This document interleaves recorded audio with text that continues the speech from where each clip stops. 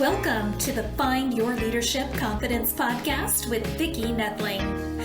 You are about to discover impactful lessons that help you grow as an individual, grow your confidence, and find the positive and good within you, so you powerfully and authentically become the best version of yourself.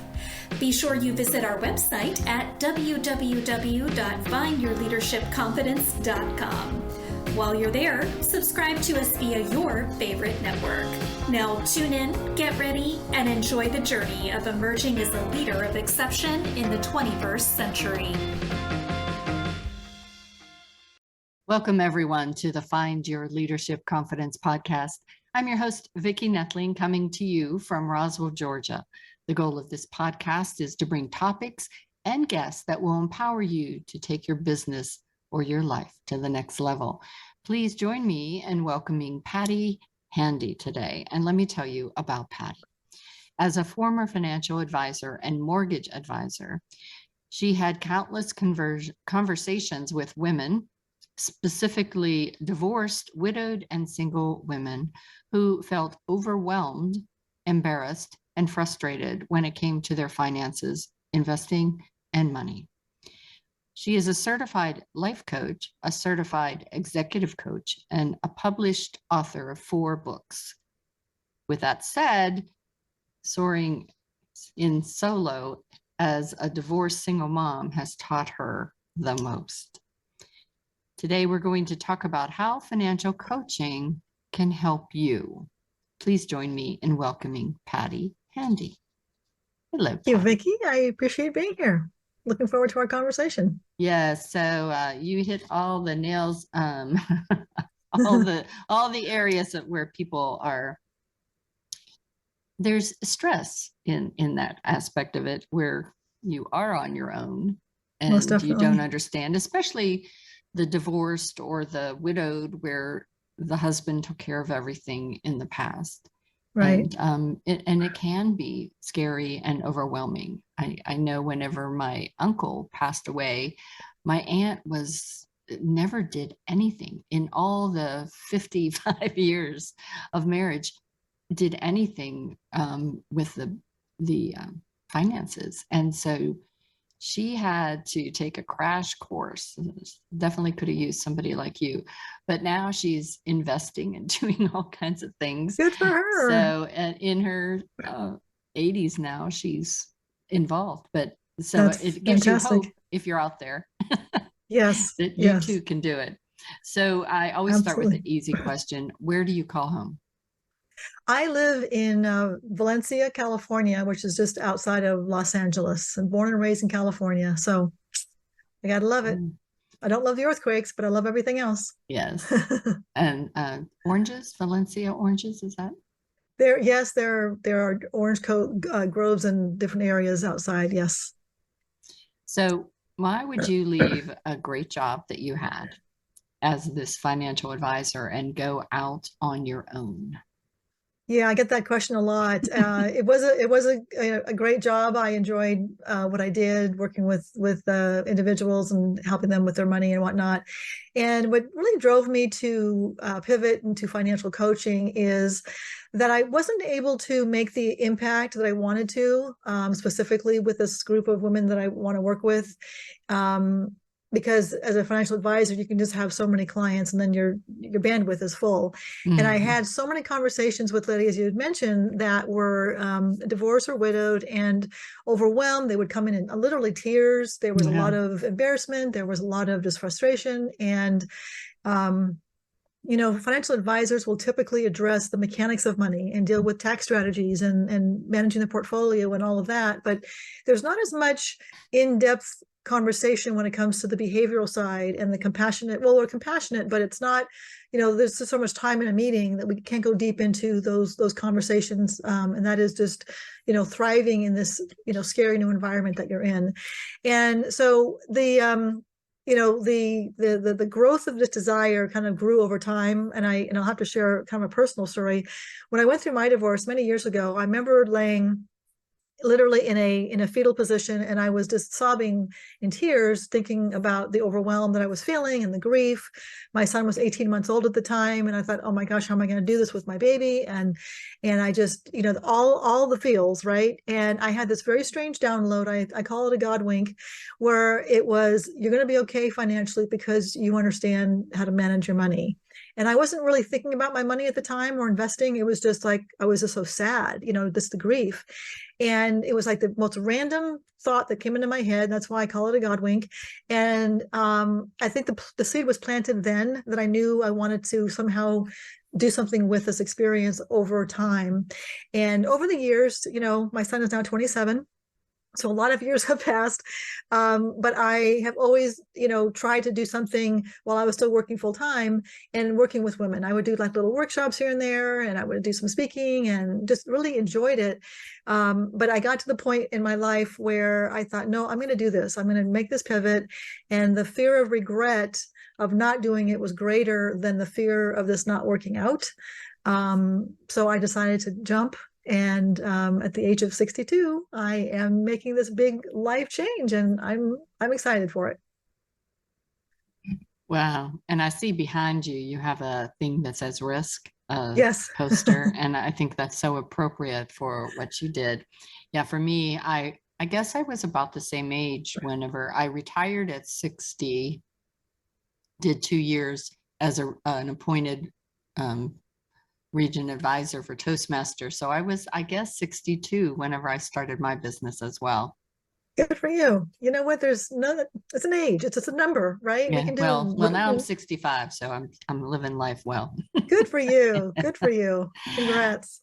So what are some common struggles that you see women and with women and money? I know one is mindset for a lot of us. Yes, it's the mindset, and not really understanding that mindset and getting to the root of how to change that, and how those limiting beliefs and how that relationship with our money affects our external world. And the reality is that is 95% of our external life is a result of our internal thinking and thoughts and beliefs, and that's in our subconscious. And that's a whole nother conversation. That's a podcast in itself. Yeah. But some of the major things that I hear, as I mentioned, is just the fear and the overwhelm. So they don't do anything, and the money that just sits in cash is a mistake if it's not looked at entirely with their situation. Because if you're sitting in cash, I mean, today money market accounts, as of this recording, is in the mid 4s, which is better than it's been in years. Right. But if it's sitting in a checking or savings account earning 1%, and you've got inflation at 5, 6, 7, 8%, which we're just coming out of some high inflationary numbers, you're upside down, right? So you're losing money to inflation. So doing nothing can cost you. And so it's about starting to take those baby steps, celebrating your baby steps, and just learning everything you can, and then taking those proactive movements. Very true.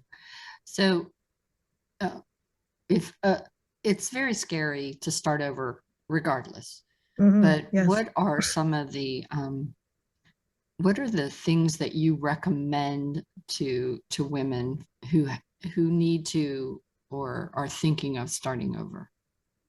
Yeah, so for those that are starting over, if you're recently divorced or you recently lost your spouse, the first and foremost thing I always recommend is really take the time for self-care. Mm-hmm. This is a time where you are obviously grieving, you're vulnerable, you're in a place where you can't make a good decision, especially when it comes to your money.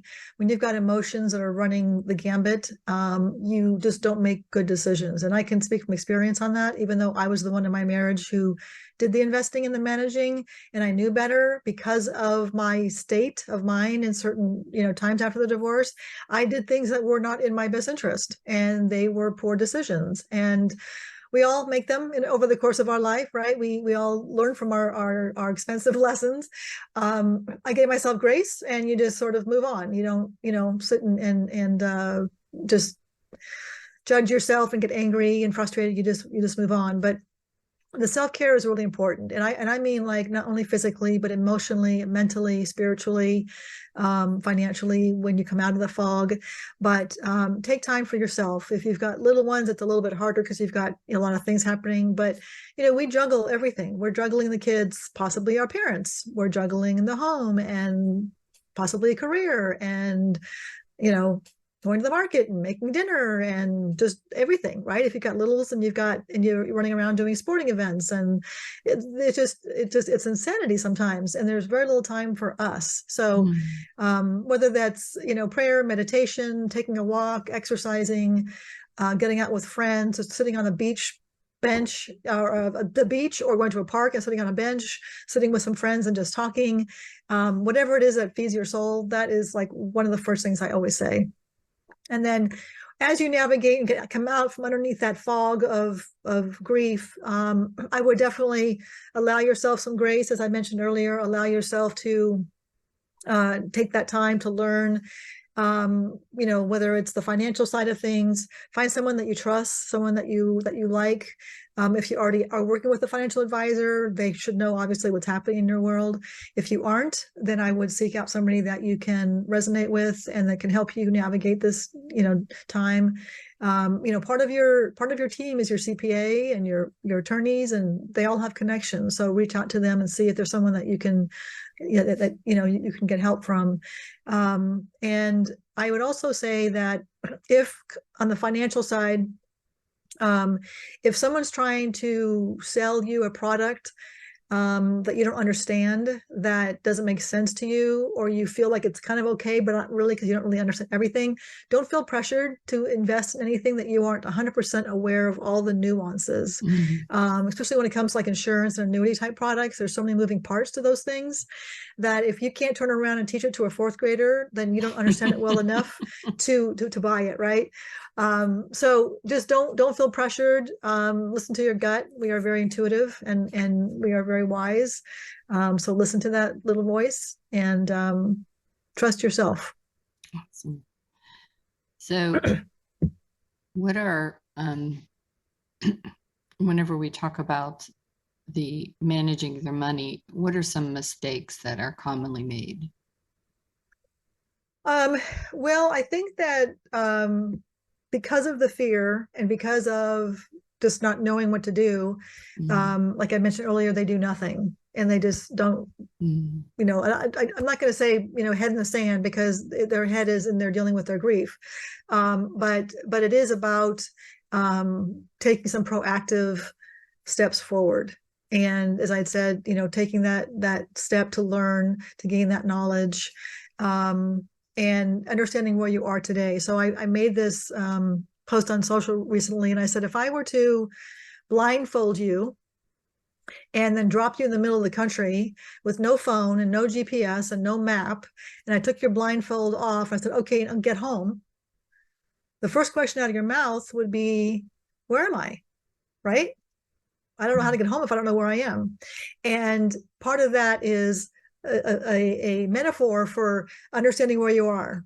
So one of the first thing is like, okay, where am I today? Where assets, liabilities, what do I have coming in terms of money? What's going out in terms of money? What's my budget look like?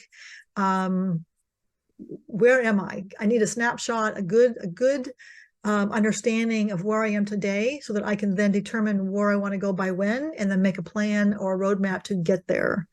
But it is like getting down and dirty with everything you've got going on today, which means possible spreadsheets of, debts and again, assets and all your accounts. And if you've gone through a divorce, you probably have most of that, because all that has to be disclosed with going through a divorce. But if you have, loss of a spouse suddenly, a lot of that's all over the place, right? It isn't organized necessarily. So get that organized and get a good understanding of where you are today. Right. So what do you see women fearing the most? And I think you kind of answered that, but as they're moving through this, maybe they got all those things organized, but what do you think that as they move into that next step, and it has to be, I guess, small steps that you take to get to where you're going to eventually get to, but what What do you see women truly fearing as they go through this process?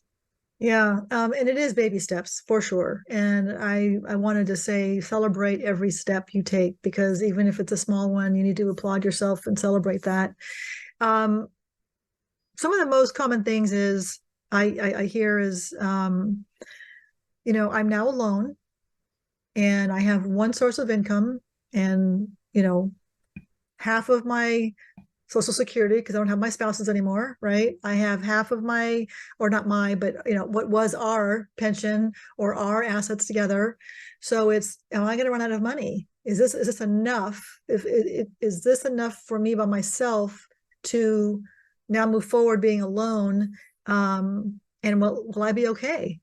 Will I be okay and not need to be a burden to my kids? I hear that a lot. I don't want to be a burden to my kids. And so there's that fear of the unknown and that uncertainty of, okay, now that I'm by myself and I'm navigating all this, I don't really know if this is going to be enough. And it's understanding that place. It was funny. A funny thought just went through my head, well, I've fed them, took care of them, and did everything all their life. Payback. And if it's only going to be 5 or 10 years that I'm around, maybe they should take care. Just kidding. Just kidding. Well, yeah, I mean, and I have seen some situations where the kids were like, oh my gosh, I absolutely want to take care of you and I want you to come live with me. And we have a separate spot from the mother-in-law suite or whatever it might be, and that very well might be the case. I think that most parents just feel like that isn't the best case scenario, but socially it's a wonderful thing.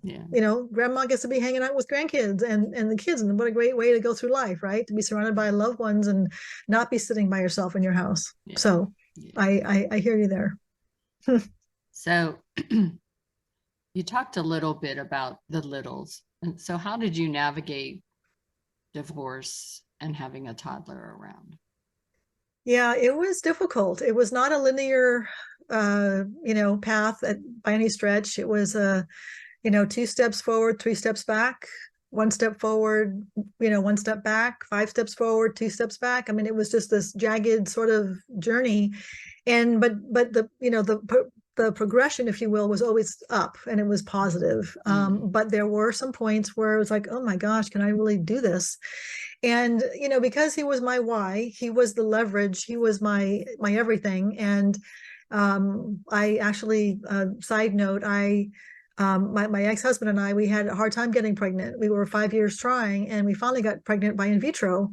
And so he was my miracle baby. And I actually quit my job and I was at home with him when I went through my divorce. So at the time I was unemployed. I was in corporate banking before that. I thought, I don't want to go back to 9 to 5 and be away from him. And after the divorce, I thought, he lost his daddy full time. He's not going to lose his mama full time. So it was just that leverage that made me just keep going. And I have a lovely surrounding, friendships, wonderful family that was very supportive and loving.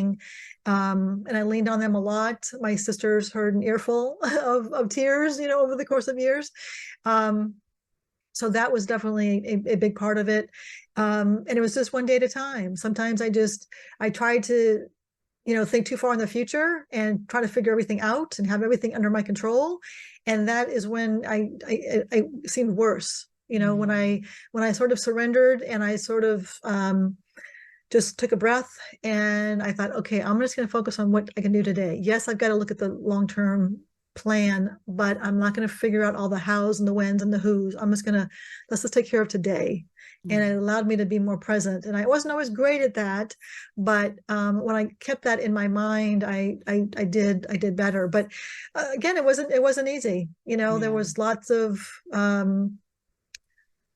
moving parts to that, and it took a long time to heal. And it's just it's not an easy path, but lean on those that you love and that love you, and let them help you. Yeah. And you also, besides having to survive day to day, you also, with a toddler, are thinking, okay, I have to put this kid through college. Right. And just raising him through, and I mean, the college is definitely one, but you know, he was in martial arts and different sporting activities, and so all those years of all these other cash flows out on different things, and I wanted to be with him full time. I wanted to be with him all the time, and I am very blessed. I look back and I was very, very grateful, and I am grateful and blessed that I was able to take him to school and pick him up every day. I was the one that took him to every martial art practice. I was the one, we went and did little hikes, and I was a full-time mom, which was amazing. And I am so grateful for that. I really know what a unique situation that was in. And that's when I got into the mortgage business. As a mortgage advisor, I was able to work at home, and I worked but in the office when he was in school as he got older. But I got to work at home, and my schedule was somewhat flexible, so it allowed me to do some of those things, and not be in this 9 to 5, role. I just refused to do that. And I think once you set that intention of, look, I am not going to do this, and you have that strong enough will and desire, you figure out a way. You figure out a way. Absolutely. So, yeah. Absolutely. Well, it's time for us to do a couple rapid fire questions. What else besides investing should a woman focus on to make the most of their money? Education, really, just really education. I think, and that's what kind of prompted me to do the coaching, because it's really part financial educator and part life coaching. But it really is just empower yourself with knowledge, and don't just take the knowledge, but you always hear knowledge is power. Well, it's only power if you take action on it. So if you take that knowledge and you do something with it, that's going to be really empowering, and that's going to be life-changing, and that helps with the confidence, and eventually that'll bring you that peace of mind, and those sleepless nights will be, a thing of the past. That's exactly why I do this. Why I started this, because I thought, there are so many people that struggle, and sometimes they're afraid to even ask for help. And so I thought, well, if you could just put it out there in front of their face, and oh wait, what's Vicki talking about today? Oh, geez, I could use that. That's great. And that's that's the whole point of me trying to do this. Good so for you. There's a lot of noise online. How do we filter out the crap and just focus on what will help us? Yeah, there is a lot of noise online, and the problem is we don't know what's right and what's wrong. And there's a lot of good information online, and there's a lot of things that are just going to confuse you. It can be overwhelming if you Google, how to invest my money or whatever you're trying to do. You're going to get a gazillion, results, and it's like, oh my gosh, where do I even start? So my recommendation is, again, find somebody that you trust, and find someone that you can learn from, and follow them on social, follow them on their on their website. If they have a blog or newsletter, join their newsletter, and to start to hear what they're saying, and learn from them and absorb them. And then once you have that feeling of, okay, now I want to talk to this person, then hopefully they have an opportunity to have a call with you. And that's where I encourage people to have a discovery call with me. But it is definitely about finding someone that you know and you trust. And that's going to be by someone that you already know and trust. Ask them for who they use. And I think that's, important. If you go back to what you said earlier, that your emotions are high. And so having somebody that you are okay crying in front of, screaming about things, I think that's important, that trust factor, and knowing that they don't need to be embarrassed by saying, this is where I am today, and this is where I want to go, and how can you help me get there? Yeah, 100%. That trust factor allows for that vulnerability to be safe. You want to be in a safe place where you know that you can drop your walls and just, let that love in, let the bright light in, I think, whatever. And I get often asked what's the difference between a life coach and a therapist. And I heard this recently, and it was brilliant. A therapist is an archaeologist, and a life coach is an architect. Oh, And I thought that's a perfect description because, although I've been through a divorce and I understand and I completely resonate and I can, empathize with that journey. My work isn't about the past. My work is about taking where you are today and kicking ass, moving forward. That's what you're really designing and building. Absolutely. Yeah. 100%. All right, it's time for us to share my screen. So for those that are just listening in, as I always remind you, you should have had a pencil and paper from the beginning, but if you did not, go ahead and get that right now. So those of you that are listening, you want to go write down https:// www.pattihandy.com, pattihandy.com. She's on LinkedIn, Facebook, and Instagram using her name. We love it when you do that. So Patti Handy is what you would search for. And I'm going to let Patti talk to you about what you can find when you go to mindinghermoney.com. Go ahead, Patti.